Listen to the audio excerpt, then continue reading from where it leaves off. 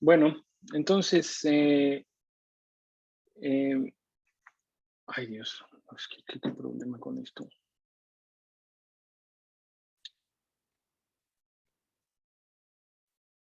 Bueno, entonces, tenemos entonces que estas transformaciones sensoriomotoras ocurren todo el tiempo para que nosotros podamos movernos. Eh, por ejemplo, sí, pues, como les decía, sería muy difícil saber o poder movernos si no sabemos exactamente en qué parte del espacio se encuentra nuestro cuerpo ni a qué distancia, por ejemplo, se encuentra de un objetivo, ¿no? Les había hablado de este concepto, también habíamos revisado este concepto de que eh, el cerebro parece guardar, estos dos son conceptos muy, muy importantes que ya saben, cuando les digo esto es probable que vengan en el examen, ¿no? Es este concepto de la organización jerárquica, ¿no? Que quiere decir que eh, el sistema nervioso central tiene una representación, vamos a llamarlo, una representación general de el plan motor, de lo que queremos hacer o de lo que vamos a realizar, y de tal manera que esa organización o esa representación que se podría conocer casi como una representación conceptual de un movimiento tal como escribir algo, eh, puede realizarse de múltiples maneras. Se dice pues que el sistema tiene esa representación principal y que los diferentes efectores de nuestro cuerpo están supeditados a esa representación general de un objetivo, un movimiento determinado, de tal manera que a pesar de que nosotros aprendemos a escribir con la mano derecha, los que somos diestros y los que somos zurdos, o los que son zurdos o zurdas aprenden a escribir con la mano izquierda, eso no quiere decir que por aprender a escribir con la mano derecha no podamos escribir con la mano izquierda o no podamos escribir con algún otro efector como el pie, ¿no? Y entonces existe, en este concepto de la organización jerárquica, viene otro concepto muy importante que es la equivalencia motora, que nos indica que debido a que existe esa representación general de los movimientos, eh, entonces todo ese plan motor que puede ser utilizado por los diferentes efectores, pues tendrá las mismas características, ¿no? Entonces, se puede observar muy claramente en este ejemplo, en donde la mano derecha de la persona que escribe, ¿no? Aquí, con la mano derecha, su letra, en primera, pues puede escribir con la mano derecha y con la muñeca presa, o puede escribir con la mano izquierda, puede escribir sosteniendo la pluma con los dientes, o inclusive si encuentra la manera de agarrar la pluma con el pie, puede también escribir esa misma frase y además de todo, con ciertas claras diferencias, ¿no? Pero también se puede notar muy claramente que es la misma letra de la misma persona, ¿no? Como indicando que el plan motor es general para todos los efectores y mostrando pues que existe una organización jerárquica. Eh, Aquí es importante mencionar, debía haber puesto quizás una diapositiva aquí en medio, mencionar un par de conceptos que son muy importantes, que vienen de la física, ¿verdad? Que es, y que van a estar altamente representados en nuestros sistemas motores, ¿no? Y uno es que todos los movimientos, ¿no? Vamos a poder dividirlos, vamos a decirlo así, en sus características cinemáticas y en sus características cinéticas. Entonces, cuando hablamos de las características cinemáticas, nos referimos principalmente al movimiento lineal y nos vamos a ocupar, en ese caso, cuando hablemos de la cinemática del movimiento, nos vamos a ocupar, por ejemplo, de las trayectorias, ¿no? O sea, de la trayectoria de mi mano de aquí a acá, de izquierda a derecha. Acaba de llegar una de mis alumnas, voy a tener que hacer otra pausa, discúlpenme un momento, ya no puedo evitarlo, lo siento mucho, surgió una situación relativamente complicada en el laboratorio, entonces tengo que resolverlo en este momento.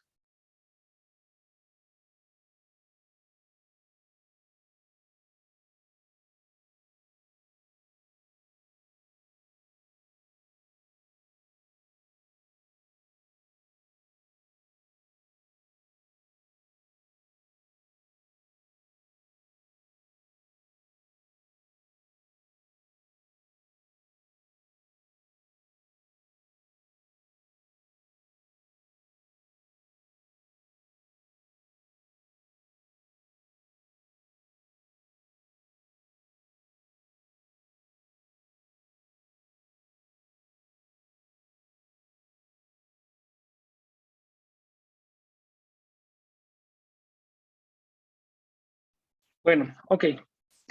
Entonces, les comentaba entonces que hablamos de la cinemática. Por favor, discúlpenme, pero eh, desafortunadamente una de mis alumnas que está en su casa ahorita y todo dio positivo a COVID y entonces tenemos que tomar un montón de medidas y cosas así. Bueno,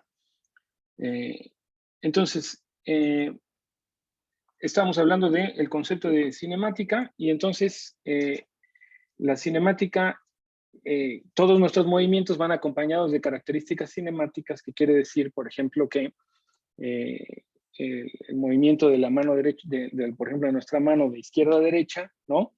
Va a describir una trayectoria. Y esa trayectoria va a tener dos o un par de características fundamentales de las cuales se encarga la cinemática, que son la velocidad, la aceleración y la posición, ¿no? Entonces, y tomando en cuenta, ¿no? Bueno, la velocidad, también nos vamos a estar encargando pues del tiempo, ¿no? Entonces, cada movimiento que tengamos, ¿no? Cada movimiento que realice nuestro cuerpo va a tener características cinemáticas. Entonces, el cerebro va, lo veremos conforme avancen las clases, el cerebro debe tener y se va a encargar de crear representaciones y utiliza diferentes regiones cerebrales que todavía no están completamente claras para controlar los parámetros cinemáticos del movimiento, es decir, cada vez que yo muevo la mano, ¿no? Cada vez que muevo un brazo, cada vez que muevo una pierna, cada vez que muevo el cuello. Entonces, lo que ocurre es que nuestro cerebro tiene que estar controlando la velocidad, la aceleración y la posición de nuestro movimiento. Entonces, esa parte sería, o nos vamos a referir a ella como los parámetros cinemáticos del movimiento. Y hay otros parámetros que se conocen como los parámetros cinéticos, ¿no? Que se encarga, en la física, pues es el estudio de las fuerzas que producen el movimiento. Es decir, en el caso del sistema motor, la cinética, vamos a decir, los parámetros cinéticos del movimiento serían todas aquellas contracciones musculares, etcétera, que producen que nuestros efectores tengan una trayectoria con ciertas características cinemáticas, ¿no? Entonces, la cinética se va a encargar de estudiar las fuerzas, primero, que están por ejemplo, oponiéndose a nuestro movimiento. Si nosotros tratamos de movernos en una alberca, ahí debajo del agua, ¿no? Pues nuestros movimientos van a ser más lentos porque las fuerzas externas están incidiendo directamente sobre nuestra musculatura, y entonces nuestro cuerpo tiene que tener también una valoración y un censo de esas características cinéticas, esas fuerzas que se ejercen sobre nuestro cuerpo como para poder contrarrestarlas y poder moverse, ¿no? Entonces, tiene que tener una representación de eso, de parámetros cinemáticos, por un lado, ¿no? La velocidad, la aceleración y la posición, y tiene que tener una representación de los parámetros cinéticos que necesitamos para movernos y cuáles son las fuerzas que inciden sobre nuestro cuerpo, ¿no? Entonces,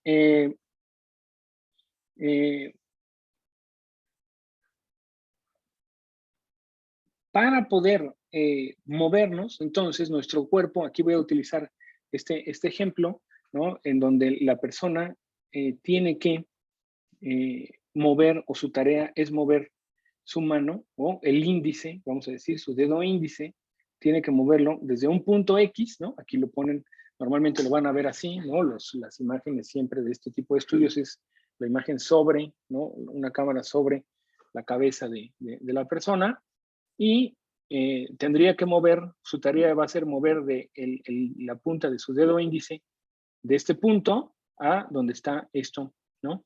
Este puntito, una copa, le dicen, ¿no? Aquí, donde está este puntito café, ¿no? Entonces, para eso, para generar el plan motor de ese movimiento simple, para generar el plan motor que va a llevar a cabo ese movimiento simple, el cuerpo o nuestro cerebro utiliza diferentes sistemas de coordenadas, ¿no? Entonces vamos a decir, lo primero que tiene que hacer, ¿no?, el sistema es generar unas coordenadas que le llamamos unas coordenadas egocéntricas, ¿no?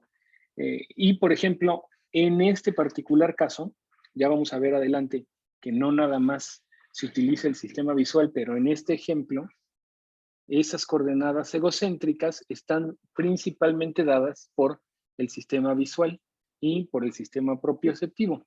Entonces tenemos al sujeto que tiene su cabeza, ¿no?, viendo hacia acá al frente, nos ponen aquí un sistema de X y Y, ¿no? Y entonces dice que él lo primero que tiene que hacer, el sistema, es crear una representación egocéntrica de en dónde se encuentra el objeto blanco con respecto a la posición de su cabeza, ¿ok? Entonces, me quiero mover hacia ese lugar o quiero alcanzar esa copa, quiero alcanzar esa pluma, quiero alcanzar ese teléfono. Entonces, primero lo que tiene que hacer el sistema es orientarse, ¿no?, de manera espacial.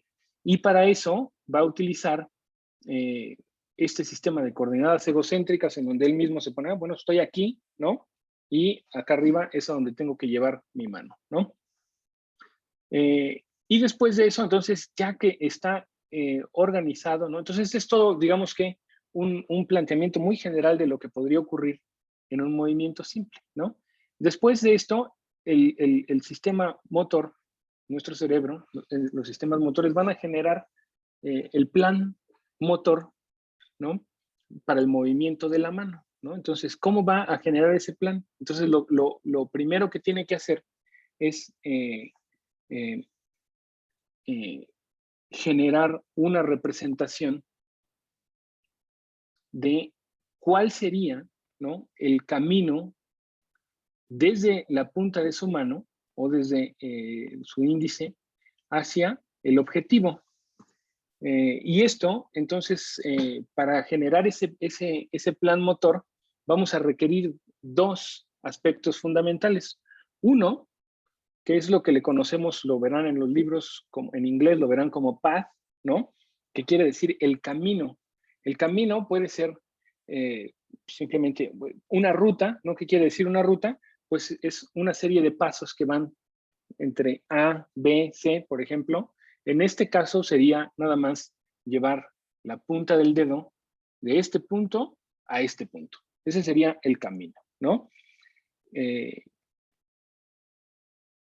Y aquí vamos a poder dividir este plan motor. Va a tener que tener dos aspectos fundamentales: el camino y la trayectoria. ¿A qué me refiero con la trayectoria? ¿O a qué nos referimos con la trayectoria? Nos referimos a el plan de las características cinemáticas del movimiento. El camino sería, vamos a llamarlo, el qué hacer, y la trayectoria sería el cómo hacerlo. Estos dos conceptos son muy fundamentales. Si lo podemos comprender, en un movimiento simple que va de la punta del dedo a este lugar, a este target, de ahí ya podemos ir escalando, ¿no?, a movimientos más complejos. Entonces, de la punta del dedo a este target, entonces tenemos el camino que sería llevarlo de aquí a acá. En ocasiones, para movimientos más complejos, pues el camino va a ser un camino más largo y más, por decirlo así, sinuoso. Por ejemplo, cuando tecleamos nuestro nombre en un teclado en una computadora, ¿no? Entonces ahí el plan es un poco más complicado, ¿no? Lleva una serie de pasos. Primero la P, luego la A, luego la V, etcétera, etcétera. Y puede ser que se requiera no nada más de un efector, sino que se requiera de la coordinación con otro efector. Entonces, eso es lo que nosotros le llamamos el qué. El camino del plan motor le llamamos el qué. ¿Qué es lo que tenemos que hacer? ¿No? Es una serie de pasos. Y después tenemos la otra parte de ese plan motor, que sería el cómo. Y el cómo significa que nuestro cerebro debe tener un plan de cuál sería la velocidad la trayectoria, la velocidad, es decir, la trayectoria va a estar compuesta de la posición y la velocidad, ¿no? Entonces, ¿qué es lo que quiero hacer? Quiero llevar mi dedo de aquí a acá, pues eso es lo que quiero hacer. Y ahora, ¿cómo lo voy a hacer? ¿No? Entonces, lo voy a hacer a una velocidad determinada, ¿no? Y va a llevar, veremos que la característica fundamental de nuestro sistema motor es que pone el pico máximo de la velocidad en la mitad de la trayectoria y luego desacelera, y eso lo hace siempre, o prácticamente siempre de la misma manera. Y normalmente busca nuestro sistema nervioso, si no hay obstáculos, busca siempre el camino más directo de manera automática. Es decir, si yo voy a poner aquí esta pluma y mi mano está acá y mi objetivo es tocar esto, sin pensarlo, nuestro sistema nervioso simplemente va y dirige en la trayectoria más, vamos a decirle recta, ¿no? Diriges la mano hacia este punto y no es que vaya, voy a agarrar esta pluma, ¿no? Y entonces ahora voy a hacerle así, ¿no? Y voy a llegar ahí. Eso no hace nuestro sistema nervioso central en condiciones normales. Siempre busca una trayectoria lo más corta, vamos a decir, una recta entre los dos puntos, que ese sería el path, ¿no? El camino busca la trayectoria más corta entre dos puntos y siempre que no haya un obstáculo, por supuesto, busca la trayectoria más corta entre los dos puntos. Y después el cómo dice, va a ser un plan de a qué velocidad lo voy a hacer, ¿no? Y eso va a depender, pues, de diferentes circunstancias, de qué tan entrenado está el movimiento, etcétera, etcétera. Entonces, primero, entonces, localiza el objetivo, después realiza un plan motor, ¿no? En donde calcula cuál sería el camino para llegar hacia el objetivo y calcula cuáles serían los parámetros cinemáticos para poder llegar a ese camino. Y después, a través de algo que se conoce como, se conoce como kinemática o cinemática inversa, él dice, para poder yo llegar, se conoce como cinemática inversa porque en realidad lo va a planear antes de que ocurra. Es decir, si yo voy a mover la mano de aquí para acá, ¿no? Entonces dice, si yo voy a mover la mano de aquí para acá, de este punto a este punto, yo calculo que la máxima velocidad la tendría que poner en este punto de la trayectoria, ¿no? Y después llegar, ¿no? Y entonces para eso después va a determinar, ¿no? Lo que se conoce como el plan intrínseco o el plan interno, en el que una vez que ya dijo, ok, ese es mi objetivo, voy a ir del punto A al punto B y voy a llevar tal o cual velocidad. Para lograr eso, el sistema va a decir, si yo quiero tener esa velocidad de aquí para acá, ¿en qué ángulo? Porque el movimiento de mi mano depende de los ángulos de todas las articulaciones que tengo, por ejemplo, en mi hombro, en mi codo e inclusive en mi muñeca, ¿no? Aquí nada más nos ponen el ángulo del el hombro y nos ponen el ángulo del codo, ¿no? Porque el sujeto está de esta manera y solamente tiene que hacer esto, ¿no? Pero si nosotros queremos tomar, si fuera a tocar un punto en el espacio, pues sería ese movimiento y realmente no necesitaríamos cambiar los ángulos de la muñeca. Pero si quisiéramos agarrar una taza, por ejemplo, ¿no? Entonces ese movimiento también tendría que venir acompañado de un cambio en el ángulo de nuestra muñeca. De tal manera que podríamos hacer esa transformación cinemática inversa. Quiere decir que nuestro cerebro, basado en ese plan motor, ¿no? Primero en ese objetivo y luego basado en ese plan motor, tengo que ir de aquí para acá. El cerebro tiene que calcular cuáles serían los cambios de ángulo adecuados, en las articulaciones X o Y, en este caso sería el hombro y el codo, cuáles serían los cambios de ángulo adecuados para poder llegar con esas características cinemáticas del punto A al punto B, ¿no?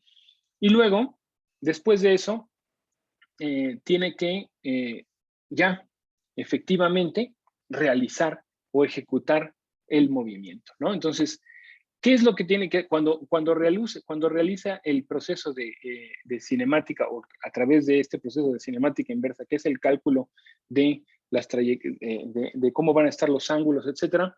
Lo que hace es que debe tener, por lo tanto, debe tener una clara representación de en qué punto se encuentran cada una de sus articulaciones, ¿no? Vamos a verlo un poco más adelante, ¿no? Y finalmente, ya que se tiene todo hecho ese cálculo, pues entonces se realiza el movimiento, ¿no? Se cambian los torques, se ponen las presiones adecuadas, etcétera, y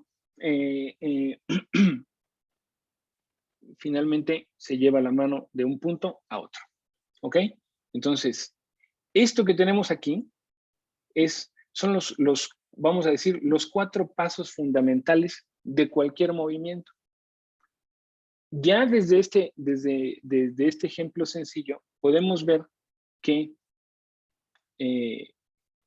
movernos, casi por definición, significa una transformación sensoriomotora.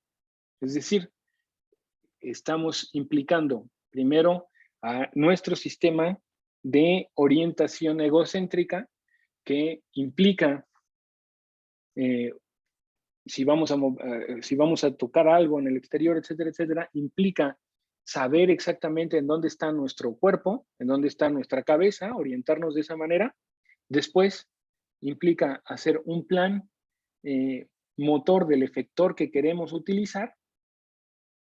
Después, una vez calculados estos dos puntos, lo que implica es, para realizar esa transformación sensoriomotora, conocer exactamente cuál es el estado de nuestra musculatura y ángulos, por ejemplo, del hombro, del codo, en este caso, para finalmente planear cómo deberán cambiar esos ángulos, ¿no? Del estado en el que estén, cómo cambiaremos esos ángulos para poder llevar la punta de nuestro dedo hacia un punto particular en el espacio.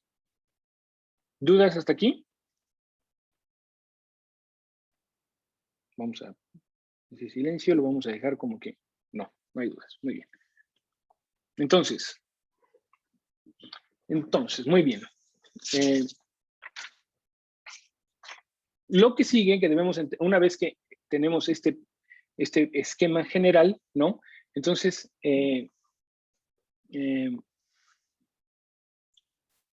nuestro sistema nervioso central se mueve o mueve a nuestros músculos basado en un sistema de referencias y de representaciones internas, ¿no? Entonces, el cerebro crea modelos predictivos, ¿no? Que le van a ayudar a decir, si yo me muevo de una manera, debo esperar tal cosa, ¿no? Entonces, cada vez que esta persona quiere mover su manita de aquí para acá, ¿no? Y que está creando ese plan motor, no nada más está creando el plan del movimiento en sí. Es decir, el plan del movimiento debe tener algo más. Y ese algo más es lo que se conoce como la consecuencia de haberse movido de alguna manera. Es decir, en condiciones normales, no patológicas, el sistema nervioso, cada vez que mueve alguno de nuestros músculos, está esperando recibir algo a cambio, por decirlo de alguna manera. Es decir, tiene que tener una representación que le vamos a conocer como proactiva, ¿no? Es una representación proactiva que se le conoce como el modelo proactivo. Lo van a encontrar en los libros como el modelo forward model en inglés, o en español lo van a encontrar como el modelo proactivo. Quiere decir que antes de movernos, el por ejemplo, nuestras cortezas motoras, que ya las iremos viendo poco a poco, tienen una representación que va a ser una representación, vamos a decirle, causal, ¿no? Entre el movimiento y sus consecuencias. ¿Qué quiere decir eso? Que simplemente estima cuáles serían las consecuencias sensoriales. Entonces, de ahí que, o sea, como pueden ver en la diapositiva anterior, ¿no? Y en esta diapositiva, vemos por qué la importancia de conocer el sistema somatosensorial, ¿no? Que revisamos en las clases anteriores. Es decir, el sistema del movimiento está intrínsecamente ligado al sistema de somatocepción. Si no tuviéramos el sistema de somatocepción que revisamos en las clases anteriores, entonces ninguno de estos modelos que les estoy presentando aquí funcionaría para nada. Es decir, la persona no podría, por ejemplo, realizar un plan adecuado, ¿no? De cuál sería el punto final de la trayectoria, porque no sabría claramente en dónde se encuentra el punto inicial de la trayectoria, y tampoco podría, por ejemplo, hacer un cálculo adecuado para la cinemática inversa. Para la cinemática inversa no podría hacer un cálculo adecuado de cuáles serían los cambios de ángulo que tendría que realizar si no tiene una representación interna de la posición de sus ángulos. Y en este caso, ya que se hace ese plan para moverse, ¿no? Ese plan también debe incluir algo, una consecuencia de ese movimiento. Y a eso es a lo que le llamamos el modelo proactivo, ¿no? En este caso nos ponen el ejemplo de una persona que tiene una pelotita en la mano y lo que quiere hacer es levantarla hacia acá. Entonces, ¿cómo sabe nuestro cerebro que ya ese movimiento se realizó adecuadamente? Pues primero hace todo esto que ya vimos, ¿no? Y después debe tener una representación de cómo deberían quedar los ángulos y cómo debería sentirse un ángulo del codo una vez terminado el movimiento. Entonces, no nada más hace este plan motor, y calcula los ángulos, sino que debe haber cuando se genera el comando motor, ¿no? Aquí lo vemos cuando se genera el comando motor. Entonces, ocurre algo que se le conoce como una copia eferente, ¿no? Entonces ya veremos más adelante en la clase que veamos la corteza motora, ya veremos que esta famosa copia eferente, que también se le conoce como una descarga corolaria, ¿no? Es decir, una descarga corolaria, que quiere decir que es básicamente una estimación causa-efecto. Entonces, todo esto que les estoy mencionando, este tipo de modelos, ¿no?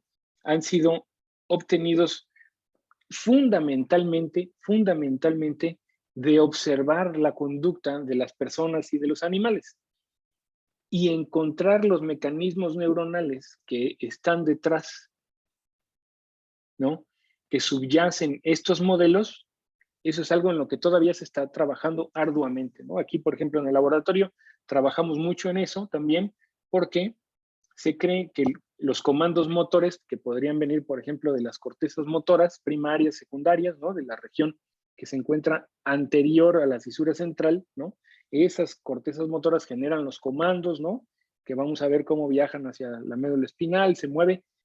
Al mismo tiempo de estar generando el comando motor, envían a algún lugar una copia eferente, le decimos, una copia eferente de ese comando, y en ese lugar, que todavía no está del todo claro, se cree que pueden ser los ganglios basales u otras regiones corticales, ¿no? Se hace un procesamiento de ese modelo proactivo que le dice al sistema nervioso, ok, si tú te vas a mover de esa manera, debo esperar esto de regreso, ¿ok? Y luego después tenemos ese modelo forward, va a estar trabajando continuamente con un modelo que le conocemos como el modelo inverso. ¿Cuál es el modelo inverso? El modelo inverso es prácticamente esto que les acabo de mencionar acá. Es decir, que el sistema nervioso central calcula cuáles son los comandos, ¿no?, motores que se requieren, ¿no? ¿Cuáles son los comandos motores que se requieren para mover de aquí a acá? ¿O cuáles son los comandos motores que se requieren para mover de aquí a acá? Calcula esos comandos motores tomando en cuenta, haciendo esa transformación cinemática inversa, es decir, calculando cuáles son los ángulos en los que se encuentra mi hombro, cuáles son los ángulos en que se encuentra mi codo, cuáles son los ángulos en que se encuentra mi muñeca, calcula eso y dice, ok, tomando en cuenta esos ángulos, entonces, ¿cuáles serían los cambios que yo debo realizar en esos ángulos para que mi mano llegue aquí? Y cuando ya hace ese cálculo y envía esos comandos de cuáles son los ángulos que deben cambiar, etcétera, etcétera, envía una copia eferente, ¿no? Y se genera el modelo, o ya se tiene un modelo proactivo, ¿no? Que nos va a decir, ok, si tú haces esos cambios que estás mandando, ¿no? A través de ese modelo inverso, si tú haces esos cambios, entonces yo debo esperar cierta conducta. Si nuestro sistema está, por decirlo de alguna manera, bien calibrado, entonces el modelo inverso, es decir, el cálculo de los ángulos que tengo que cambiar para poder llevar la mano de aquí a acá, y el modelo predictivo o proactivo, o predictivo, también lo podemos decir, ¿no? Que serán lo mismo al final del movimiento, ¿no? Pues entonces yo hice esos cambios, ¿no? O sea, yo digo, tengo que mover 25 grados el hombro y tengo que mover 13 grados el codo, y eso sí resultó en que yo sintiera la pelota en este punto, ¿no? Si eso resulta, entonces el sistema está funcionando adecuadamente, ¿ok? ¿Dudas hasta aquí? Estas dos diapositivas son muy, muy, muy importantes para todo lo que resta del curso, ¿no? Entonces, quiero nada más que les quede muy claro que cada vez que nos vamos a mover, ¿no? Cada vez que vean a un perrito moviéndose, una ratita, alguien ahí moviéndose por aquí y por allá, entonces esos movimientos, todos esos movimientos que se realizan, si no está en condiciones patológicas, por ejemplo, en la enfermedad de Huntington, ¿no? Que tiene movimientos que le llamamos coreas, ¿no? Que la persona de repente tiene como un twitch y hace como un movimiento así. Si no tiene, o sea, si no está en una condición patológica, cada uno de los movimientos que realizamos, este movimiento que yo estoy haciendo aquí, ¿no? Cada vez que hablo, teóricamente está siguiendo estas reglas. Está siguiendo, si yo voy a mover de esta manera, etcétera, etcétera, necesito, o sea, tener una idea de cuánto, de qué ángulo se mueven de un lado a otro, ¿no? Cómo voy a cambiarlos, y además, si yo hago esos cambios, ¿cuál sería el resultado somatosensorial? Eso es importantísimo. ¿Cuál sería el resultado somatosensorial de haber realizado esos cambios, ¿no? Entonces, déjenme revisar, si no se me... Estas son muy importantes y no quiero que se me pase nada de transmitirles, ¿no? Entonces, simplemente, ¿no? Dejar muy en claro, esas predicciones, ¿no? Esas predicciones transforman a los comandos motores, ¿no? Que sería ese forward model, ¿no? Transforman a los comandos motores, ¿no? En consecuencias sensoriales esperadas. Podríamos resumirlo de esa manera, ¿no? Hay una predicción, ¿no? Que se genera por este forward model que dice que debe ocurrir, que ese movimiento que voy a realizar se tiene que reflejar en una sensación que yo ya estoy esperando. Eso es lo que tiene que ocurrir. Entonces, esos son los modelos, ese es el modelo, este modelo proactivo, y el modelo inverso son los modelos prevalentes. Veremos que hay todavía algunas cosas que le vamos a ir agregando a estos, pero cada uno de nuestros movimientos lo podemos encasillar en estos, en el intercambio, vamos a decir, la interacción entre ese modelo inverso y ese modelo proactivo. El modelo inverso es transformar nuestra sensación, eso es muy, muy importante, quizás es la mejor definición. Ese modelo inverso es transformar nuestra sensación, cómo se siente, en qué lugar está cada una de nuestras articulaciones, en unos comandos motores que tengan una intención particular.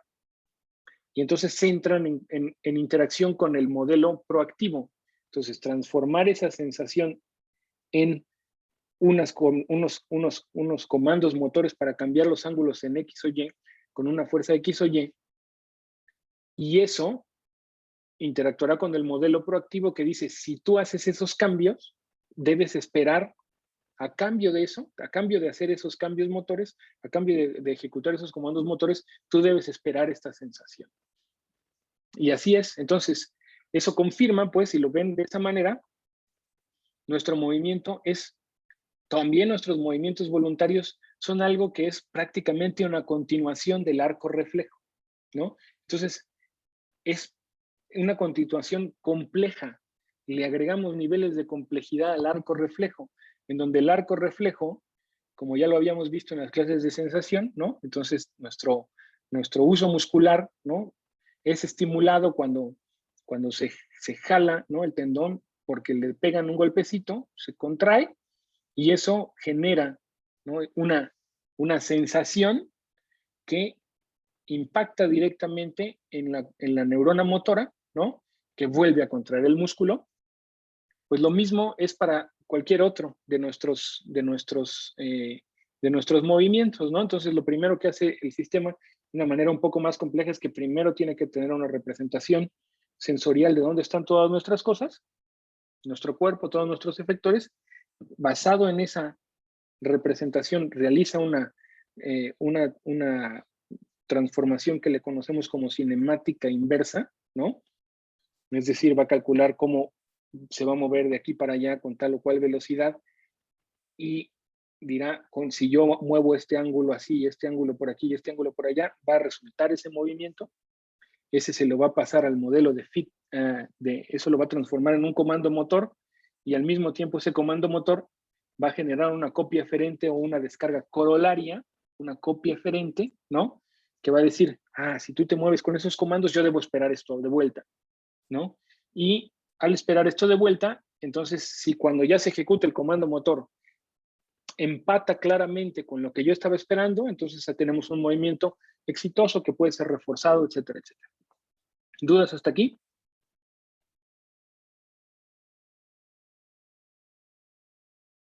Muy bien.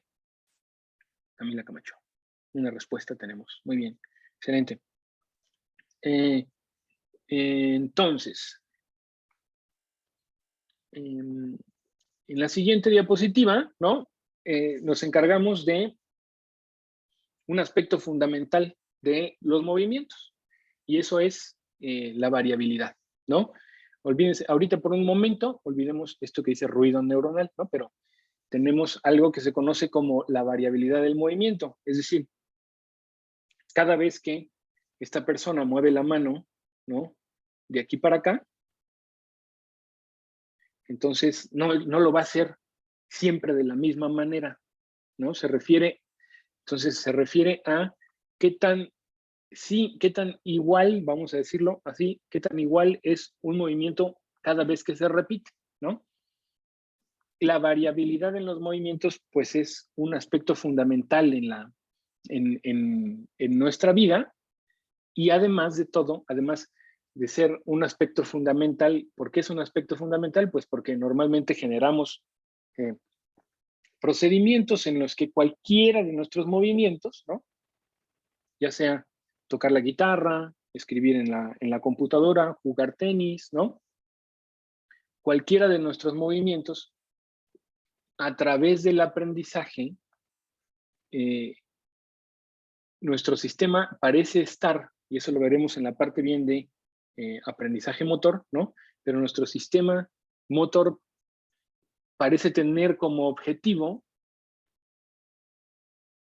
generar movimientos con poca variabilidad, conforme movimientos, vamos a llamarlos exitosos, generará movimientos exitosos, o ese es el objetivo, generar movimientos exitosos con poca variabilidad. Entonces, aquí yo les puse una ratita, ¿no? Porque más bien lo que yo quería poner, pues era un jugador de tenis, ¿no? Un ejemplo que fuera más pues más común, ¿no? Para nosotros, pero pues a ver, aquí tenemos un comentario. Es lo que llamamos, Elías nos pregunta si es lo que llamamos la memoria muscular. Entonces, sí, vamos a decirlo, pero no es nada más muscular, Elías. Esa es una muy buena pregunta porque es el meollo, digamos que además es el tema que más me gusta a mí porque si ustedes ven cómo se llama mi laboratorio, cuando entran, si alguna vez vienen acá al instituto, verán que ahí está en la puerta, dice neurofisiología de los hábitos, ¿no? Y le pudimos haber puesto hábitos motores, que nada más estudiamos prácticamente hábitos motores. Pero bueno, sí, ¿a qué se refiere Elías? ¿O a qué te refieres, Elías, con la memoria muscular? Es decir, el músculo, como entiendo, a ver si no me estoy equivocando en lo que tú te refieres, ¿no? Pero a que aprendemos cosas y no sabemos muy bien cómo las hacemos, pero nuestro brazo, por ejemplo, lo hace después de mucha práctica, lo hace casi como de manera automatizada, ¿no? A eso, no sé si a eso te refieres. Sería mejor a lo mejor si abres el micrófono, porque es justamente de lo que estoy tratando de hablar aquí, por eso. Bueno, a lo que me estoy refiriendo con memoria muscular es ahora sí que un ejemplo muy burdo. A mí me ha llegado a pasar cuando estoy manejando, de que cuando ya es muy tarde, es muy noche y estoy muy cansado, luego empiezo a tomar calles, pero ya yo como tal no las pienso. No digo, voy a tomar esta calle, sino simplemente agarro y la tomo. Y ya después de rato estoy así como de, ¿y por qué me vine por aquí si era más rápido por otro lado? Pero ya realmente, como ese era el camino que más tomo, es el que ya agarré. Exactamente, es exactamente eso. Vamos a decir que esa memoria, gracias Elías, sí, esa memoria muscular, ¿no? No es, digamos que ese nombre es un nombre muy coloquial, ¿no? Porque sugiere que donde se almacena la información, pues es en los músculos, cuando en realidad la almacenamos en el sistema, vamos a decirlo, en todo el sistema. Sí tendría cierto nivel de almacenamiento en los músculos, porque obviamente si tu músculo cambia, tu sistema nervioso, cuando así nos ponemos a hacer ejercicio, ¿no? Y nos ponemos bien fuertes, ¿no? El músculo cambia y el sistema nervioso central se tiene que calibrar a eso. Pero en general, lo que Elías está mencionando es algo que les mencioné un poco en la primera clase, y es cómo es que nuestros movimientos se convierten en algo muy automatizado, en lo que, por ejemplo, Elías dice, pues ni me doy cuenta y yo me voy por aquí, y uno no se da cuenta cómo lo está haciendo, él dice que va muy cansado, por ejemplo, pero también ocurre muchas veces, si, por ejemplo, todos los días toma uno el mismo camino para ir a la escuela, yo en el automóvil hago una curva X, derecha, izquierda, derecha, derecha, derecha, izquierda, y llego al laboratorio, y lo hago así por 120 días en un año, y el día 121, en lugar de ir al laboratorio, ese día tengo cita con el médico. Entonces, yo salgo de la casa y tomo el mismo camino al laboratorio, y ya cuando voy a mitad del camino digo, hoy tenía que ir al médico, pero si yo ya sabía que hoy tenía que ir al médico, ¿por qué mi cerebro me dirigió por aquí? Y sí, es un tipo de automatización, eso es un hábito, ¿no? Es un hábito motor, que son los que estudiamos aquí en el laboratorio, y una de las características fundamentales de los hábitos motores y habilidades motoras es que los movimientos más exitosos, más practicados, etcétera, etcétera, van generando cada vez menor variabilidad. Entonces, una forma de estudiarlo, como pueden observar aquí, es una rata, ¿no? Este es un paper de un grupo muy, muy interesante del doctor Olbesky, Vence Olbesky, en donde ellos lo que hacen es que tienen un joystick, ¿no? Pues un joystick que está saliendo de una pared, y la ratita lo que tiene que hacer es bajar el joystick, ¿no? Y entonces, ¿qué es lo que hace? Pues baja el joystick así, y si lo baja, este joystick tiene la posibilidad de que cuando uno lo baja, ¿no? Cuando uno lo baja así, tiene cierto juego, entonces puede bajarlo así, puede bajarlo así, puede bajarlo así, ¿no? Es como que tiene cierto bailoteo, ¿no? Entonces, al animalito se le da una gotita de agua, puede ser una gotita de agua azucarada que le guste mucho, cada vez que baja este joystick o hace este movimiento para bajar el joystick, y el joystick queda siguiendo esta trayectoria, por ejemplo, ¿no? Y entonces lo que ocurre es que al principio, luego se le enseña, al principio al animalito se le enseña, hoy, pues mira, este es el ángulo que te voy a reforzar, ¿no? Si el joystick queda con ángulo 0, te voy a reforzar. Aquí tenemos todos los puntitos de todos los ensayos, ¿no? Obsérvese cómo tiene todos los puntitos, están alrededor de 0, y luego le cambian la regla y le dicen, pues ahora te voy a reforzar únicamente si el joystick, en lugar de quedar aquí, queda por acá, con un ángulo, y le van cambiando los ángulos, y obsérvese cómo la ratita, muy inteligentísima, porque así son, cuando vengan a ver aquí alguna ratita de las que entrenamos, son animales muy inteligentes, rápidamente entienden, lo que hizo este hombre fue ya cambiarme aquí, ¿no? Entonces ahora le tengo que mover para acá, y obsérvese cómo las trayectorias, ¿no?, de los ensayos en donde se le pidió un ángulo 0, son las verdes, las que se le pidió un ángulo, vamos a decir, hacia la derecha, son las moradas, y las otras, las naranjas, ¿no? Pero lo que quiero que vean aquí es que el animalito sabe que, entiende que, en estos ensayos me están dando reforzador si el joystick queda por aquí. Pero obsérvese cómo no siempre cae en el mismo lugar, ¿no? O sea, nunca es exactamente el mismo movimiento. Nuestro sistema nervioso trata de hacer que la variabilidad de los movimientos se vaya haciendo cada vez más chiquita. Es decir, la variabilidad, cada una de estas líneas verdes es una trayectoria de movimiento de aquí hacia acá. Cada una de las trayectorias de aquí hacia acá es una trayectoria de movimiento de aquí a acá. Entonces, esas trayectorias, como pueden ver, este grupo de trayectorias se ve claramente. Yo podría decir que mover el joystick hacia acá, hacia este lado, a la ratita le cuesta un poco más de trabajo porque está más despeinado, por así decirlo, este grupo de trayectorias, tiene más variabilidad, y le cuesta menos trabajo porque obsérvese cómo está más compacta, ¿no? Pero en sí, ninguno de los grupos de trayectorias es perfecto, o sea, nunca cae una sobre la otra. Sí se sobrelapan muy bien, pero nunca cae una sobre la otra. Entonces, ¿a qué se debe esa variabilidad de los movimientos? Ese es uno de los, aunque no lo parezca, ¿no? Hay algo, sea algo tan trivial, esa es una de las de los objetivos de estudio más importantes de los estudiosos del control motor. Determinar qué tanta variabilidad es normal y qué tanta variabilidad no es normal en un movimiento, ¿no? Nos puede indicar algún tipo de patología, ¿no? Estudiar perfectamente cómo se mueve, porque vamos a ver de qué depende esa variabilidad, ¿no?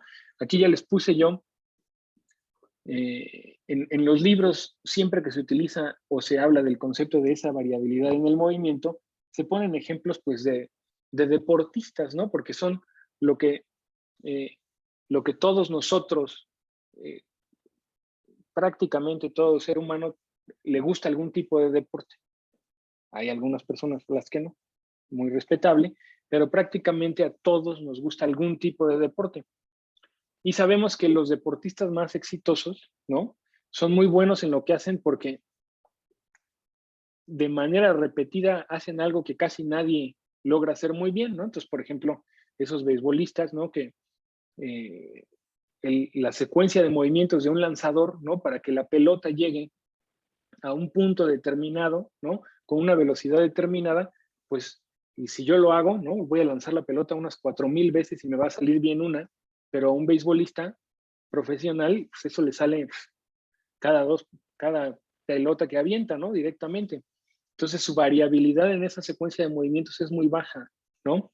Y ha generado esas secuencias de movimientos después de muchísimo entrenamiento. Entonces parece que ese objetivo de los sistemas motores es generar esa disminución en la variabilidad de los movimientos. Pero ¿de dónde viene esa variabilidad de los movimientos? Entender de dónde viene la variabilidad de los movimientos, pues puede ser muy útil, como les digo, para predecir, por ejemplo, padecimientos motores o para mejorar procedimientos en X o Y lugar, ¿no? Entonces, uno de los principales lugares de donde viene la variabilidad de los movimientos es lo que se conoce como el ruido neuronal. Alguien que me pueda decir por muchos puntos de participación, que me pueda decir basada en las clases anteriores que vimos de nuestras neuronas en la médula espinal, en la corteza, etcétera, los potenciales de acción, alguien que me pueda decir a qué podría deberse o a qué me estoy refiriendo con ese ruido neuronal.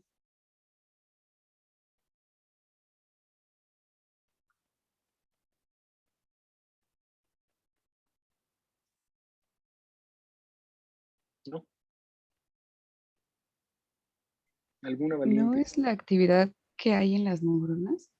Sí, tendría que ser la actividad, pero ¿qué de la actividad de las neuronas? ¿Qué podría generar ruido? O sea, ¿qué sería ese ruido neuronal, ¿no? Que podría generar algo de variabilidad en el movimiento. Muy bien, Silvia. Sería, sí, la actividad neuronal, pero ¿qué específicamente? ¿El potencial de acción? Algo un poquito más allá. O sea, cada cuando, exacto, va muy bien por ahí. O sea, va primero la actividad neuronal y potencial de acción. Ahora, ¿qué genera la variabilidad en la producción de potenciales de acción? ¿Cómo se produce un potencial de acción? ¿Se acuerdan? ¿Por estímulos? Estímulos, alguien que me diga, quizás recordando un poco más, cuál es la definición esa que les pedí que me dieran en su examen del potencial de acción, ¿qué es? Ah, la entrada súbita de iones. Exactamente, la entrada súbita de iones. Entonces, ¿qué generaría una variabilidad en la producción de potenciales de acción?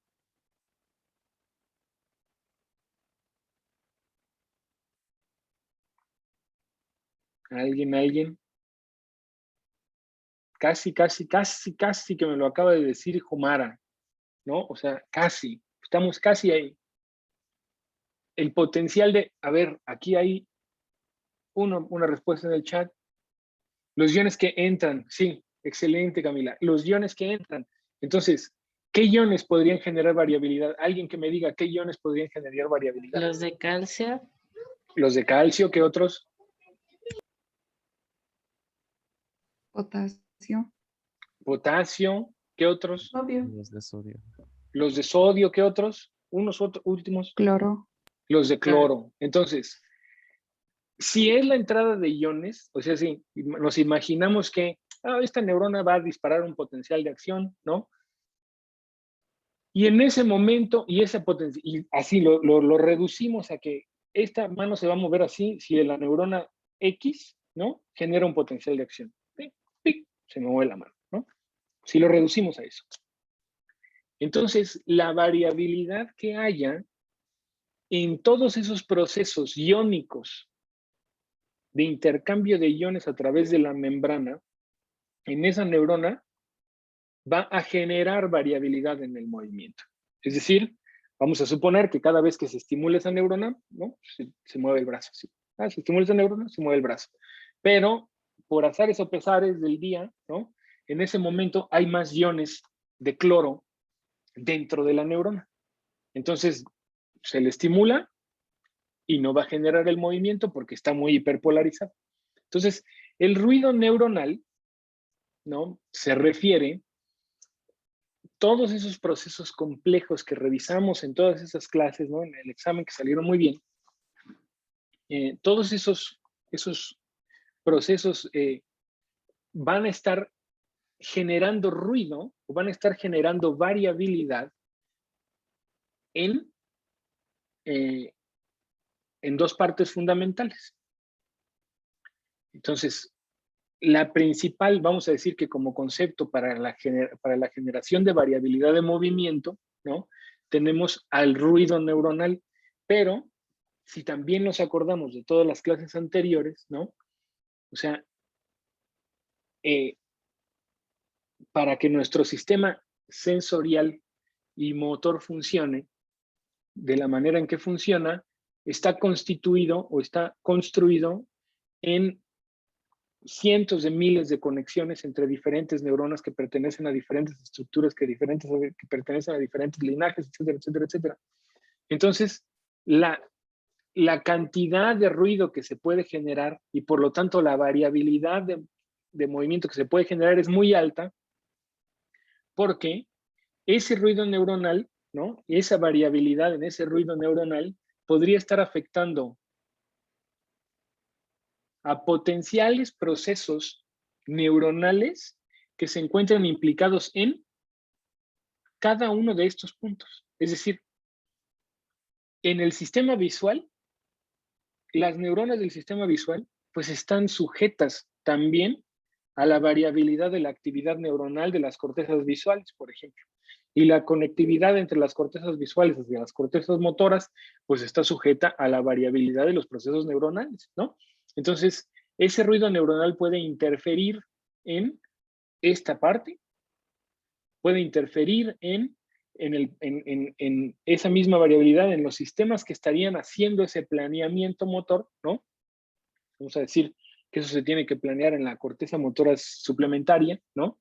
Ese plan, también esas neuronas van a tener cierta variabilidad neuronal y aquellas neuronas que van a generar los comandos M1, ¿no? Que ya se genera el comando en la corteza motora primaria para que cambie los ángulos de aquí para acá, también generan esa variabilidad. En la copia eferente también se genera la variabilidad, ¿no?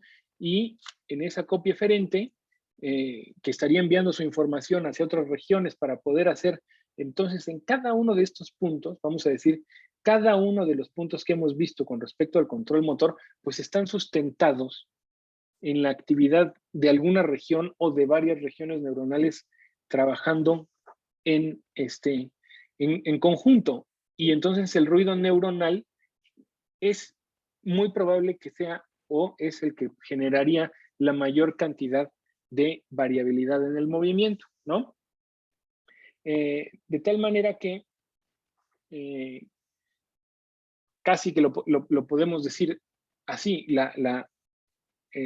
se puede generar variabilidad en el movimiento porque tu cálculo de la distancia no está correctamente hecho, porque en este momento, vamos a suponer, hace poco a una persona que yo conozco le hicieron un examen de la vista, ¿no?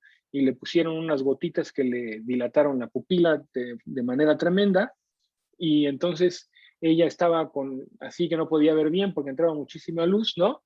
Y por esa parte de que tenía, pues no estaba recibiendo bien o de la manera normal las sensaciones visuales, pues le costaba mucho trabajo alcanzar las cosas, ¿no? Entonces, bueno, estaba generándose una variabilidad ahí por algún evento externo, muy extremo en este caso, ¿no? Que es que te pongan unas gotitas ahí, ¿no? Pero esa variabilidad se puede generar o se genera, ¿no? Esa variabilidad motriz se puede generar en cada uno de los relevos del sistema motor y evidentemente puede estar muy sujeta a situaciones contextuales, ¿no? Entonces, por ejemplo, un deportista que está muy motivado, ¿no? Y está muy concentrado, etcétera, etcétera, ¿qué quiere decir que esté muy concentrado y muy motivado, ¿no?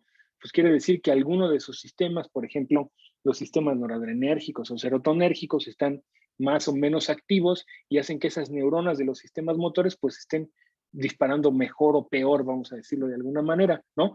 Si nosotros nos acabamos de despertar, ¿no? Estamos todos somnolientos o algo así, o no hemos descansado y tenemos un examen, o vamos a hacer un examen de una prueba de manejo, en este caso para el control motor, y estamos todos somnolientos, ese contexto neuronal va a generar una variabilidad, un ruido neuronal que va a generar variabilidad en los movimientos, ¿no?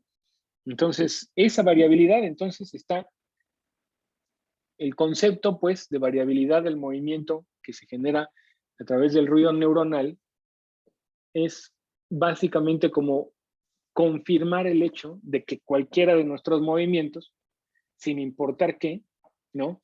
Está supeditado o está producido por nuestro sistema nervioso central y las características en las que se encuentra en un momento determinado, ¿no? Entonces, eso, ¿no? ¿Dudas hasta aquí? Muy bien. Entonces, aquí les muestro entonces una de las características bien importantes de nuestros movimientos. En esta clase estamos dando todas las generalidades, ¿no? de los movimientos. Este es otro concepto muy importante. No alcanzo a ver aquí si le escribí algo abajo. Espérenme un segundo, no le escribí nada. Entonces, lo único que les muestro es que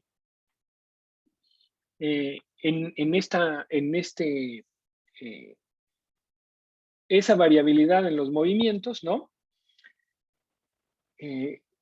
También se genera de manera importante dependiendo de la velocidad a la que intentamos movernos, ¿no?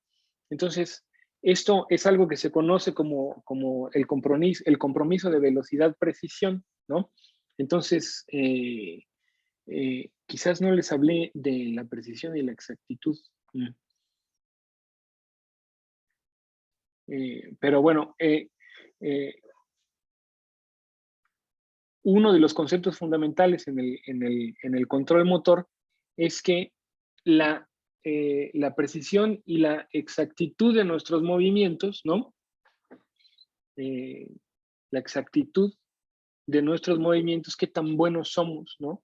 Para hacer un movimiento X, está muy ligada a la velocidad de los mismos. O sea, intuitivamente, todos nosotros, si pensamos 3 segundos, sabemos que si queremos hacer algo muy bien, bajamos rápidamente la velocidad, ¿no? Entonces yo me acuerdo que una de las monjitas con las que yo, cuando estaba estudiando la primaria, siempre nos decía, la madre Austelia decía, rápido y bien no ha habido quien, ¿no? Siempre decía que tomáramos nuestro tiempo para hacer. Entonces, el sistema motor, eso es muy intuitivo, cuando nosotros tratamos de hacer algo de manera muy, muy exacta, muy precisa, tenemos que bajar la velocidad. Hay un compromiso entre la velocidad y el movimiento y la exactitud. De tal manera que entre más rápido hagamos un movimiento, menos exacto y menos preciso se vuelve, a menos que hayamos entrenado mucho. Entonces, cualquiera de nosotros puede realizar quizás, ¿no? Encestar una canasta en un aro de básquetbol o cualquier movimiento que a ustedes se les ocurra. Por ejemplo, pegarle una pelota de béisbol, ¿no? Si se las pichan muy lentamente, ¿no? Si la pelota no va tan rápido, pues es mucho más fácil pegarle, ¿no? Nosotros hacemos, esos deportistas de alto rendimiento, etcétera, una de sus características fundamentales es que su compromiso de velocidad y exactitud es mucho mejor que el nuestro. Es decir, no comprometen tanto la exactitud con la velocidad. Y entonces, en este caso, lo que les muestro aquí es una tareita que le pusieron, que ustedes pueden hacer también en su casa. De hecho, yo siempre la estoy haciendo aquí. Ponen un circulito en un lado y otro circulito en otro. Y lo que pueden hacer, por ejemplo, si yo lo hiciera ahorita, bueno, no tengo hojas, no tengo unas hojas limpias aquí, ¿no? Si ponen 2 círculos, ¿no? Entonces yo hice 3 líneas, 3 líneas que irían de aquí a acá, ¿no? Mi punto de inicio es este, se ve que están todos los puntitos juntos donde yo inicié, pero rápidamente traté de llegar a este otro punto y obsérvese cómo rápidamente ahí ya una de ellas se salió por casi del otro círculo, lo hice así muy rápidamente, ¿no? Ahora, si yo quisiera que llegaran esas 3, si yo quisiera que cada una de las líneas terminara exactamente en el mismo lugar, lo podría hacer muy fácilmente si bajo la velocidad. Y lo pueden comprobar ustedes ahí mismo en sus casas, ¿no? Si bajan la velocidad, la variabilidad del punto final va a ser muy, muy pequeña. Y aquí es lo que está graficando. Entonces se lo pueden hacer ustedes, les recomiendo que lo hagan, ¿no? y verán que si lo hacen lo más rápido que pueden, ¿no? Y entre un punto y otro, el punto final siempre va a tener mucha variabilidad. Después ustedes mismos pueden calcular la variabilidad que tienen en sus movimientos, compartírsela a sus otros compañeritos y decir, yo tengo movimientos menos variables. Entonces, lo que muestran en este gráfico es que aquí le piden a las personas, ¿no?, que inicie un movimiento de cualquiera de estos 3 puntos, ¿no? Y que lleguen hasta esta línea, ¿no? Y entonces dicen, ok, entonces el objetivo es llegar a esta línea. Si se pasan, bueno, pues ni modo, ¿no? Pero si se quedan cortos, pues también ni modo, pero el objetivo es que lleguen, a este punto, y se le pide que lo hagan a 3 velocidades distintas, no hazlo muy rápido, muy lento, ¿no? Entonces se observa muy claramente que conforme la velocidad de los movimientos, ¿no?, la cinemática del movimiento aumenta, la variabilidad en los puntos de llegada final, ¿no?, que le conocen como el endpoint o el punto final de la trayectoria del movimiento, es mucho más variable, ¿no? Entonces eso es algo que ocurre en nuestros sistemas, ¿no? Y a ver, ¿por qué razón, no? Si ustedes se ponen a practicar eso, ¿no? Muchas veces ir de aquí para acá, de aquí para acá, de aquí para acá, de aquí para acá, cada vez van a ser más precisos, cada vez van a ser mucho más precisos. Sin embargo, la variabilidad nunca va a desaparecer por completo. Es decir, puede ser que su variabilidad sea muy pequeña, pero su variabilidad siempre va a estar ahí. Entonces, ¿a qué se debe esa variabilidad a pesar de tener ya un movimiento ya estereotipado? Pues a ese ruido neuronal que acabamos de ver, ¿no? Es al hecho de que nuestras neuronas, muchos de los factores, todas las neuronas a través de nuestro sistema motor, están supeditadas a diferentes factores de su ambiente neuronal, de canales iónicos, etcétera, que hemos visto ya a lo largo de las clases anteriores, ¿no? Entonces, por ejemplo, ya saben, explicamos que los canales iónicos, ¿no?, por a través de los cuales pasan esos iones, son proteínas que se tienen que estar cambiando, ¿no?, reconfigurando, etcétera, poniéndose en la membrana. A veces pueden surgir más, menos, etcétera. Entonces, esos cambios, ¿no?, generan ese tipo de variabilidad, y veremos más adelante a qué se debe, ¿no? O sea, por qué es que el sistema, el sistema motor genera más variabilidad conforme aumentamos, por ejemplo, la fuerza, y al aumentar la fuerza, aumentamos la velocidad. Entonces, ya veremos en las clases posteriores que cada vez que nosotros movemos un músculo, pues reclutamos fibras motoras, ¿no? Entonces, si queremos mover muy poquito el músculo, se reclutan muy poquitas fibras motoras, y si queremos mover muy rápido el músculo, entonces tenemos que reclutar más fibras motoras, y además si queremos moverlo con mucha fuerza, reclutamos todavía más fibras motoras.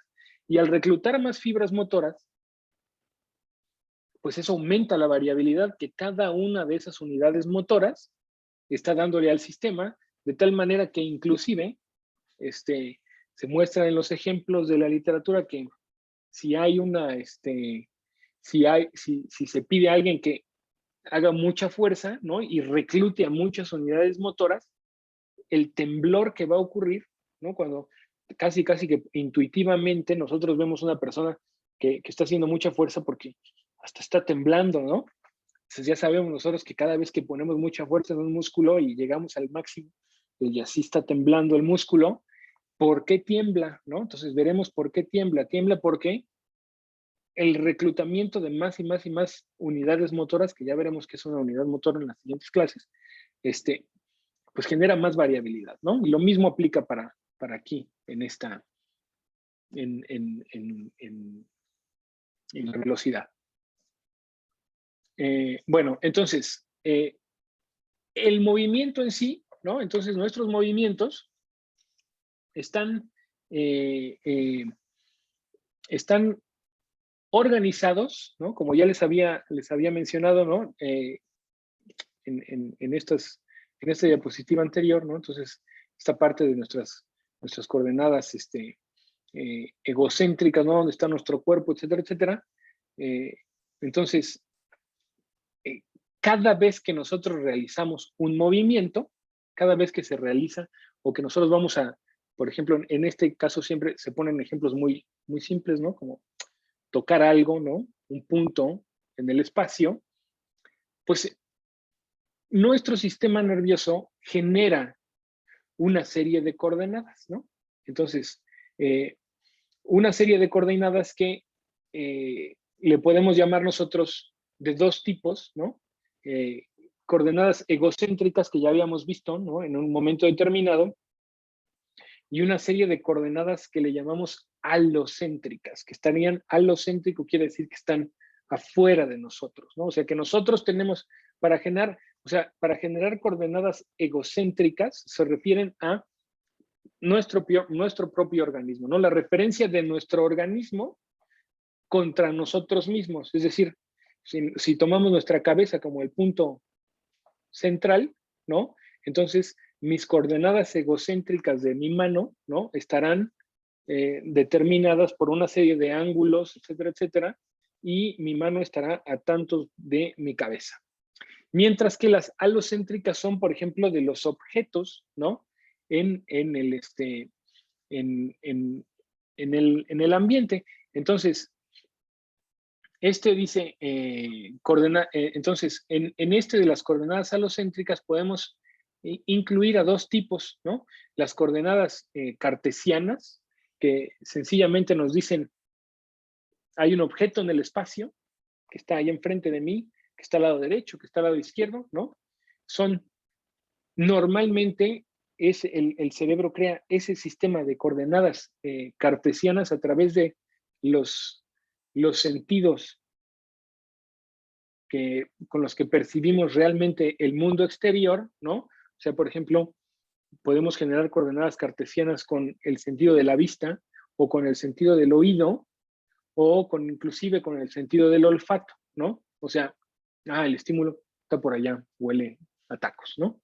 O me están gritando por acá, ¿no? Entonces, nuestro organismo genera coordenadas cartesianas y puede guiar los movimientos en base a esas coordenadas cartesianas.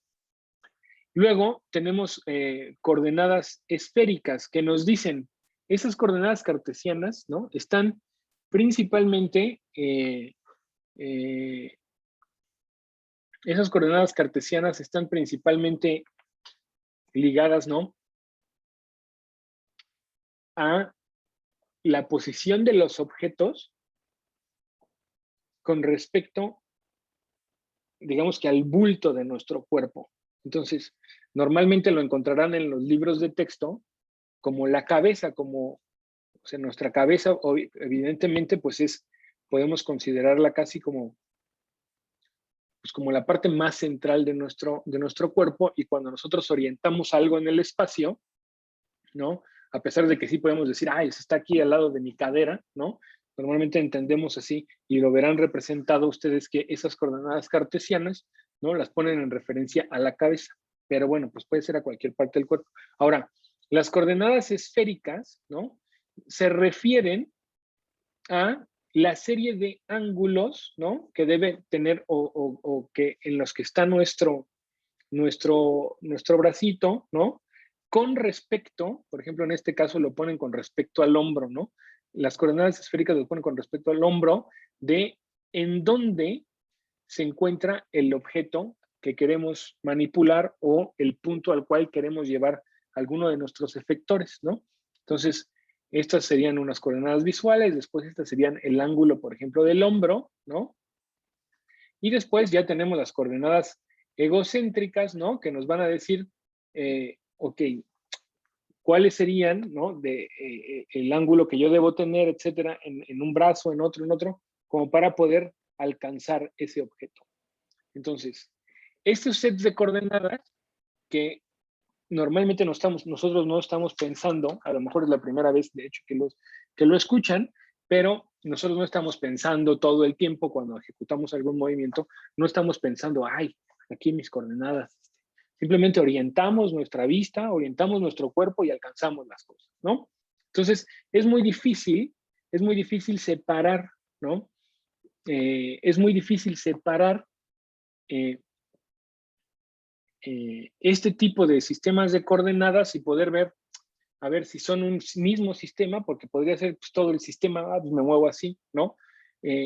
Pero parece ser que nuestro sistema nervioso central, más bien, ocurre que nuestro sistema nervioso central está utilizando diferentes subsistemas, ¿no? Diferentes regiones neuronales, diferentes regiones de la corteza cerebral y regiones subcorticales para generar este tipo de representaciones, ¿no?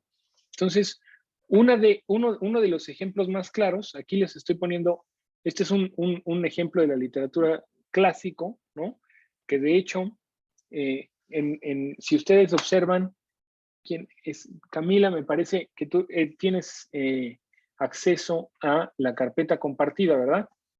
Entonces, en la carpeta compartida les puse 2 artículos esta vez. Entonces, te voy a pedir, Camila, si por favor pudieras compartírselo a tus compañeritos también, ¿no? Uno es este artículo de Gordon, Gilardi y Guess, y el otro es este artículo de Soetsching y Flanders. Los dos son artículos muy viejitos, uno es del 89 y otro es del 93, ¿no? Y son dos artículos largos relativamente, pero que dicen algo muy importante de cómo funciona nuestro sistema motor. Entonces, recuerdan que para nuestra calificación final de la clase teníamos una parte de presentaciones, ¿verdad? Entonces, estos son 2 de los artículos que pueden elegir para presentar. Ahora, les voy a pedir que se pongan de acuerdo entre ustedes. Como les había mencionado yo, lo pueden presentar de manera individual o lo pueden presentar en equipos de 2, ¿no? Ahorita ya tenemos, antes éramos 8, pero ahorita somos 9. Entonces, habrá alguno que pueda hacer un equipo de 3. Vamos a ponerlo así. Sí. Entonces, estos papers, bueno, de hecho, estos 2 artículos que son bastante largos, ¿no? Me interesaría que los fueran trabajando estos 2. Más bien, a lo mejor, y aquí les pregunto, voy a hacer una pequeña pausa aquí y les pregunto, ¿qué opinan si estos 2 artículos son muy largos, hacemos, en lugar de que sean 2, o más bien, antes teníamos 4 equipos de 2, lo que podemos hacer ahora que somos 9, como los artículos son tan largos, a lo mejor podrían hacer equipos de 3 personas, ¿no? Y lo pueden discutir, me lo dicen la siguiente clase, y entonces un equipo de 3 tendría que presentar el artículo de Gordon, y otro equipo de 3 tendría que presentar el artículo de Soetsching y Flanders. Ya me lo comunican, si les parece, si no, volvemos a los equipos de 2 y aquellas personas, nadie está obligado a pertenecer a un equipo, si quieren, alguien puede presentar individual si así lo desea, ¿no? Pero estos son artículos largos que a lo mejor vale la pena que se reúnan y lo discutan, lo vayan viendo, ¿no? O sea, por ejemplo, el paper de Soetsching trae pues como 12 figuras, ¿no? Entonces, que cada quien presente 2 o 3 figuras, ¿no? El de Flanders también trae un poquito menos, trae 7 figuritas, pero son figuras complejas, 9 figuras, entonces son figuras complejas. Entonces, sí, me interesaría que los leyeran, ¿no? Son artículos clásicos que me parecen muy, muy interesantes para entender cómo funciona el sistema motor y los presentarían hacia el final del semestre. Bueno, entonces, en este artículo de Gordon, Gillard y Guess, lo que observamos, ¿no? Esto que parece algo así como, pues aquí tenemos una cruz en medio, lo que está haciendo la persona, esta es la conducta de una persona, y la persona lo que tiene que hacer, ¿no? Es que en este caso, una forma de hacer, ¿para cuándo serían los artículos? Pregunta Andrea. Pues yo creo que seguimos, entonces, un segundito. Creo que eso ya lo tenía relativamente bien calculado.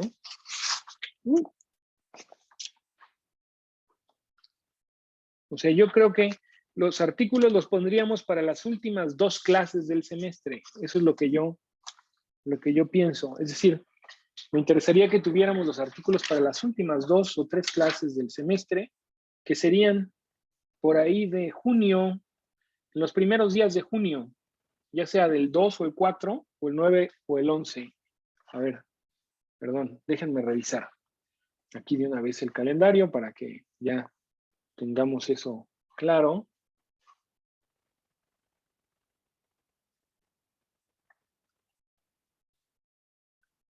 Entonces, a ver, entonces el semestre, el fin de ciclo escolar es el viernes 11 de junio.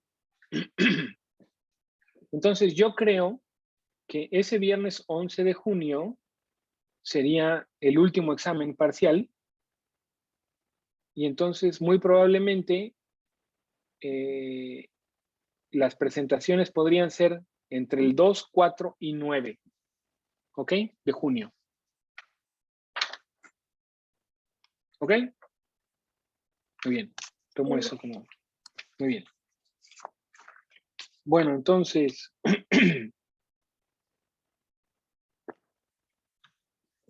entonces, tenemos que en este artículo, bueno, en todos estos artículos lo que ocurre es que la persona está como sobre una mesa, ¿no?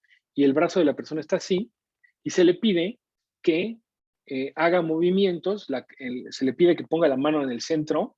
Imagínense que eso que estamos viendo en la pantalla pues es la mesa y la estamos viendo desde arriba, y se le pide a la persona, justo casi como, a ver, lo voy a regresar,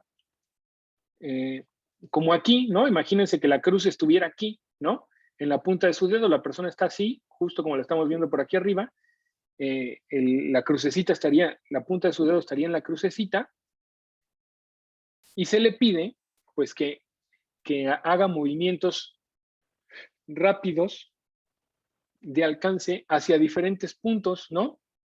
Entonces, observe 1, 2, 3, 4, 5, 6, 7, 8, 16 puntos targets o zonas targets se le pide, ¿no? A la persona le dice, bueno, pues tú tienes que mover la mano de aquí a aquí, a esta zona target, o de aquí a acá, ¿no? Y lo que hacen normalmente es que se le presenta la zona target y luego se le quita, entonces la persona la ve, la recuerda y mueve la mano, ¿no? Mueve la mano, mueve la mano, mueve la mano, mueve la mano, ¿no? Entonces, ¿qué es lo que lo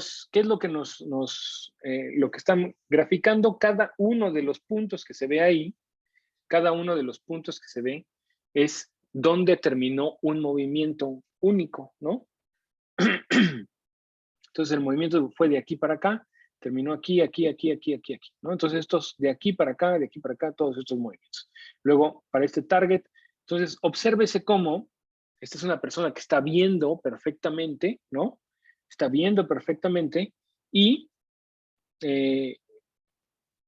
obsérvese cómo los puntos, estos óvalos que se dibujan aquí, es un ajuste, fitting le llamamos, un ajuste por un análisis de componentes principales, se llama, ¿no?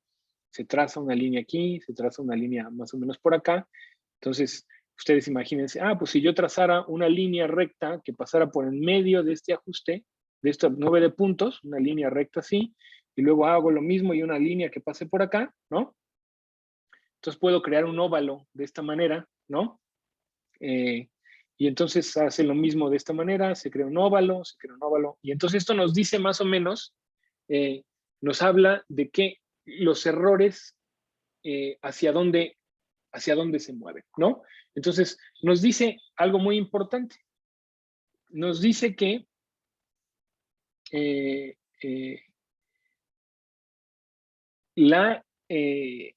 obsérvese cómo la dirección del movimiento, ¿no?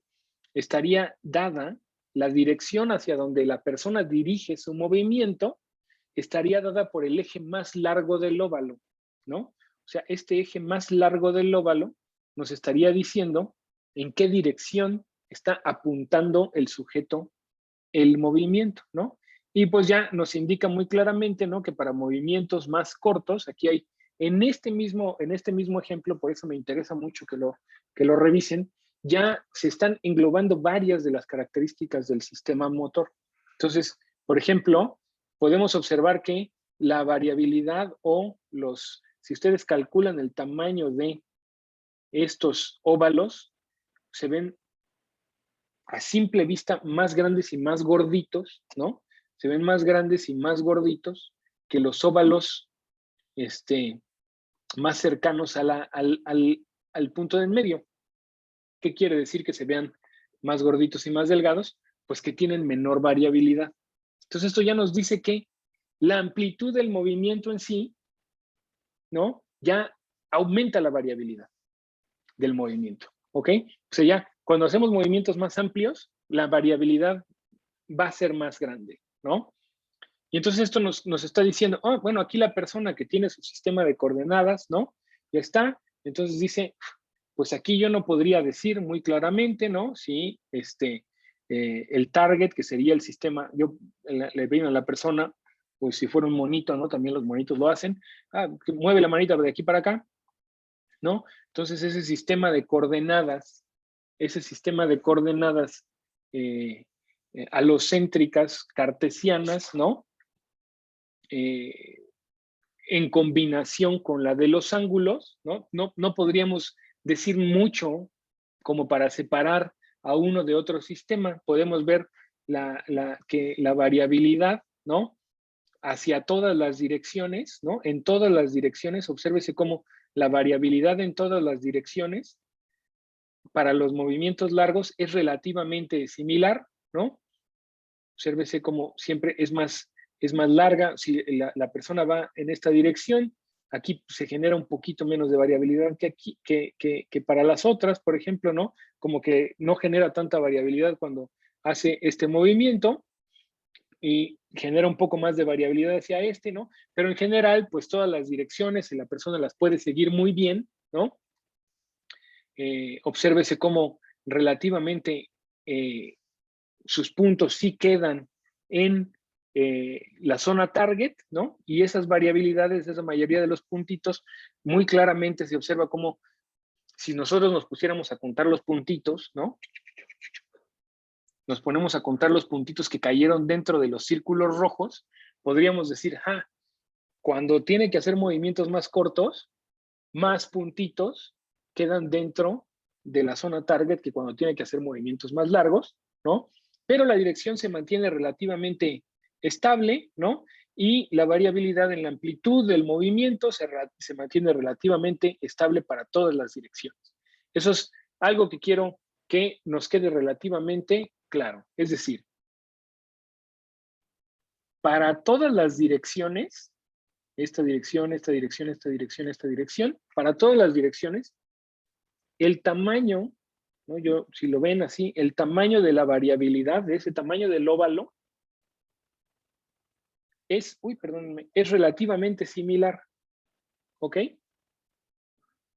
O sea, la variabilidad de ese movimiento, recuérdese, ¿no? O sea, imagínense que la persona está viendo esas coordenadas cartesianas y haciendo esos cálculos, ¿no?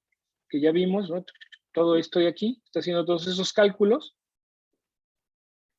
y observaba por aquí, por aquí, por aquí, por aquí, por acá, todas las diferentes direcciones, ¿no?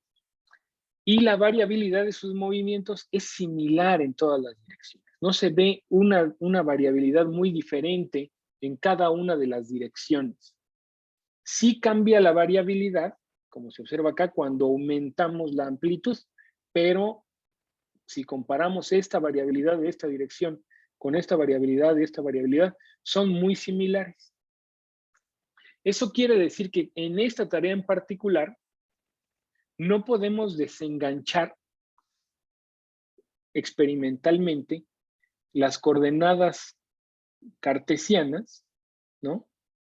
De las coordenadas egocéntricas. ¿Qué quiere decir eso? No podemos decir, es decir, sería muy diferente, por ejemplo, si en una dirección en particular existiera más variabilidad o menos, ¿no?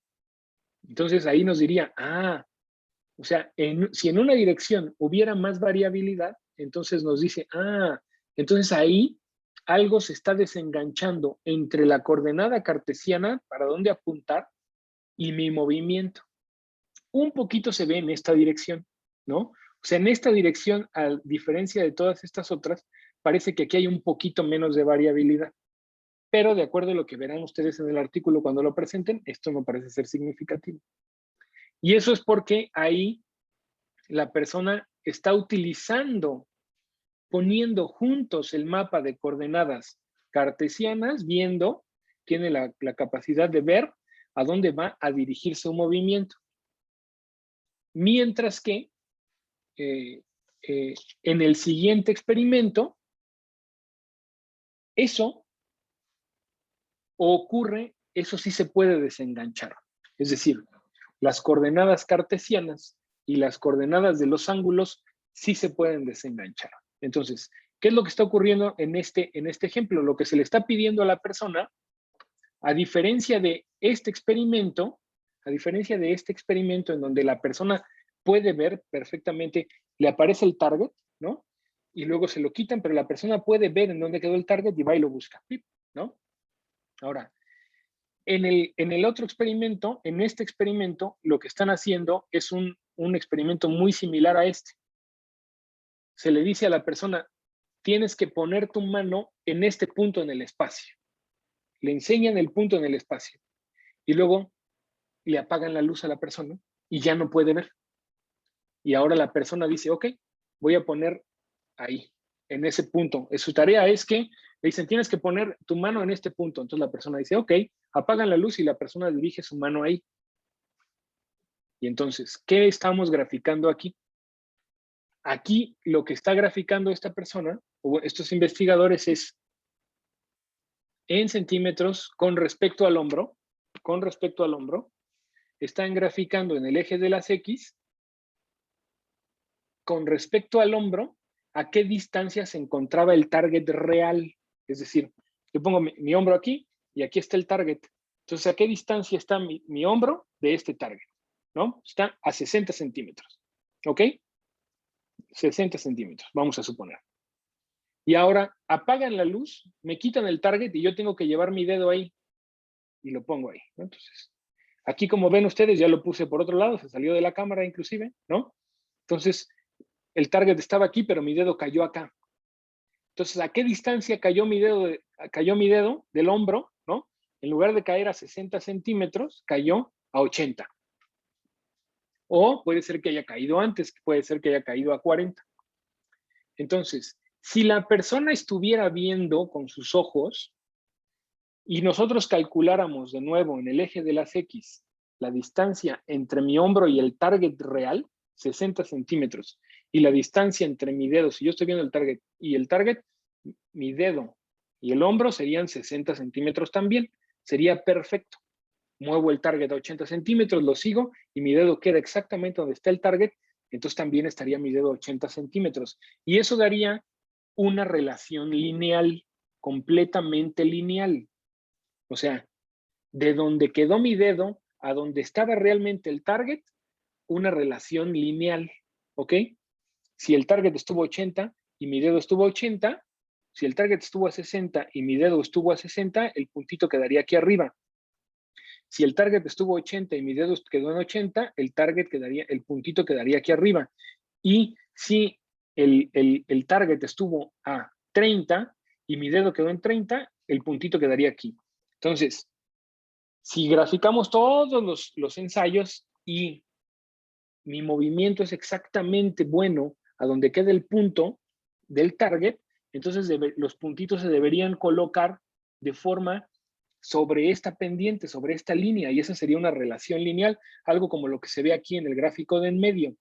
Pero en el gráfico de la izquierda, lo que vemos no es eso. Lo que vemos es que mientras que el target estaba a 60 centímetros, la punta del dedo quedó alrededor de 40 centímetros. Es decir, si el target quedó aquí, con respecto al hombro, el dedo se movió y lo apuntó aquí, porque apagaron la luz.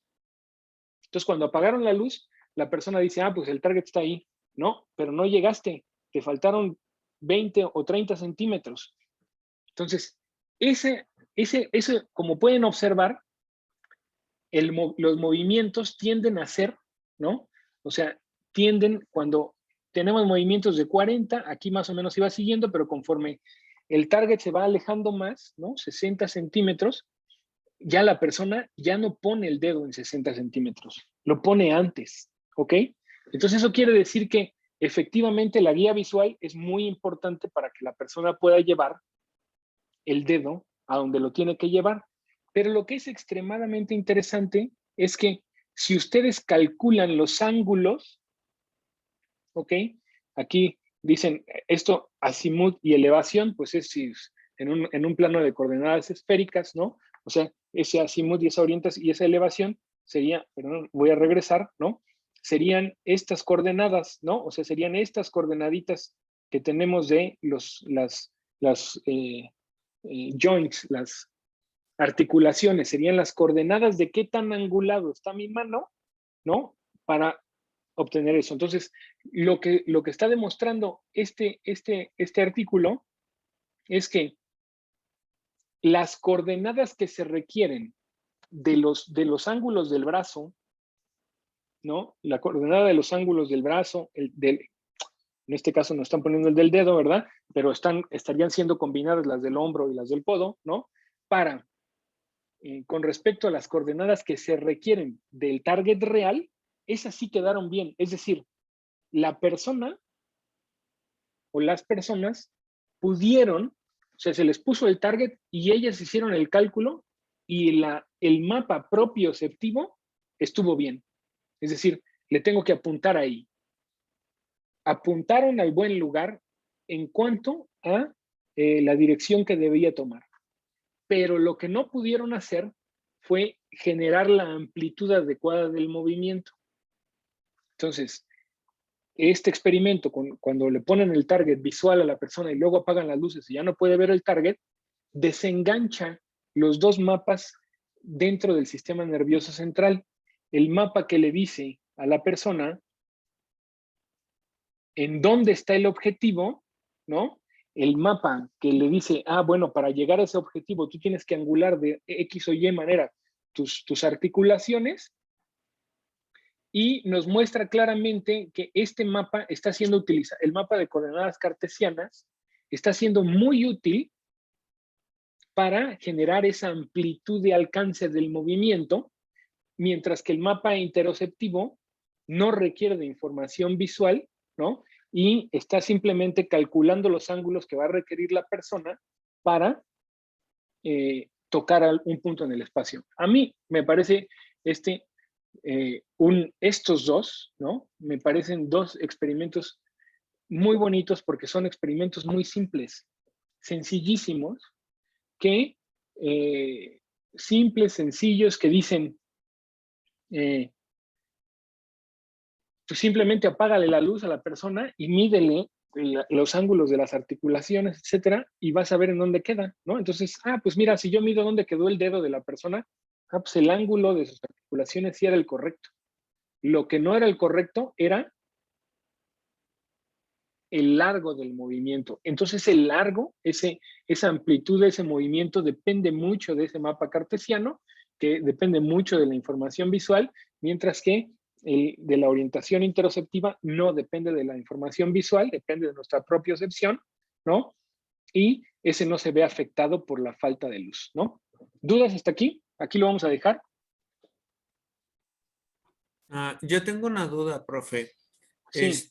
Aquí está, bueno, a la hora que hicieron el experimento, la persona sí podía ver desde un principio y podía determinar con la vista dónde se encontraba el target, pero no se ha intentado este mismo experimento, pero con personas que fueran desde un inicio ciegas, Pues que hubiera una variación, porque ellos son como, su propiocepción es como más fina, ellos detectan mejor esas cosas porque ellos pues nunca se han podido tener ese apoyo visual.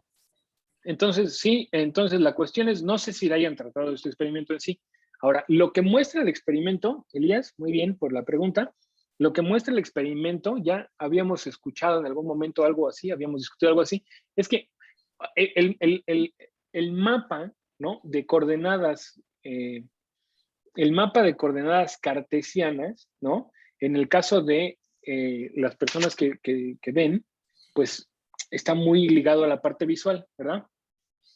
Pero obviamente en una persona que no puede ver, bueno, es muy probable que no, obviamente no se le presentaría un target visual, ¿no? Pero sí podría presentársele un target auditivo. No sé si se haya hecho, pero sí, definitivamente ellos recaen mucho más, ¿no? En esos mapas de, bueno, su sistema nervioso recae mucho más, pues en los mapas a los que tenga disponibilidad, ¿no? O sea, es decir, recaen en mucho más en su mapa propioceptivo y en el caso de sus coordenadas cartesianas, pues no sería quizás un mapa tan específico porque evidentemente no alcanzar un target visual, ¿no? Un target en algún lugar, la visión es la que nos ayuda muchísimo, pero ellos pues tendrían que utilizar un estímulo auditivo. Si no hubiera estímulo auditivo, bueno, pues sí, no podrían realmente alcanzar el target, pero sí es muy probable que esas representaciones, para responder un poco más directo, que esas representaciones propioceptivas, ¿no? De cómo están los ángulos, etcétera, etcétera, sí estén mucho más o mejor desarrolladas en personas que no pueden ver, por ejemplo, ¿sí? ¿Otra duda por ahí?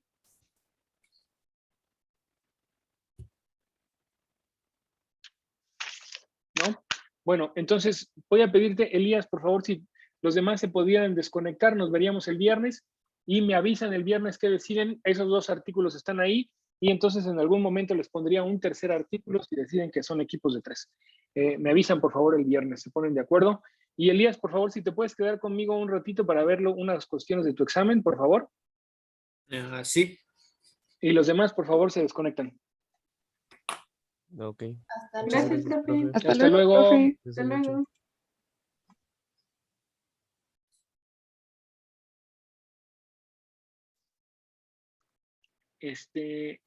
Ya estamos tú y yo. No, Odette, por favor.